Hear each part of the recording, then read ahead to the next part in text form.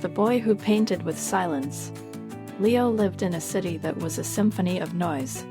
Cars honked like grumpy geese, street vendors called out in sing-song voices, and the very air hummed with the buzz of a million conversations. Leo's own home was no different, filled with the blare of the television and the cheerful clatter of his family. Because of this, Leo had never truly heard silence. He didn't even know it was something you could hear.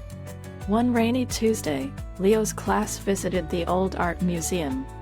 While the other children raced to see the dinosaur skeletons, Leo found himself drawn to a small, forgotten corridor at the back. At the end of it hung a single, small painting. It was not of a famous battle or a beautiful person. It was simply a wash of the deepest, softest blues and purples, with a single, silver star in the center. As Leo looked at it, something magical happened. The distant roar of the city vanished. The chatter of his classmates faded away. For the first time in his life, Leo heard nothing. It wasn't an empty nothing, though. It was a full, comforting, beautiful nothing. It was silence. He stood there, wrapped in the quiet, until his teacher called him away. The moment he left the corridor, the noise crashed back into his ears like a wave. That night, lying in his noisy bed, Leo longed for the silence again. He had an idea. He crept to his desk, took out his watercolor set in a blank piece of paper, and began to paint. He didn't paint a thing or a person. He tried to paint the feeling. He used the same deep blues and purples, and he dabbed a single spot of white for the star. When he was finished, he held the painting up and looked at it. Nothing happened. The heater still clanked, and a siren still wailed outside. Leo's heart sank. He had gotten it wrong. The next day, he tried again. And the next.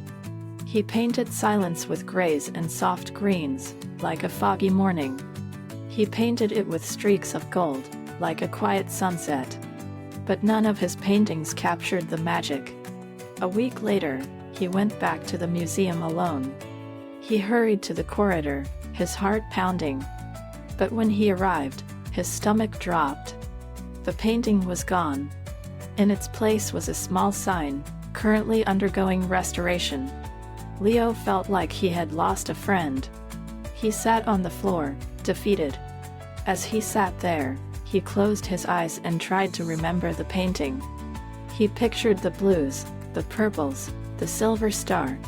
And slowly, as he focused, something wonderful happened. The noise began to fade. The stamp of a tourist's foot became a soft thump. The murmur of a guard's radio became a distant hum. He was hearing it again. He was creating the silence, not with his paints, but with his mind. Leo rushed home, but this time he didn't pick up his paintbrush. He simply sat on his bed, closed his eyes, and painted the silence in his imagination. He painted it over the sound of his brother arguing. He painted it over the rumble of the garbage truck.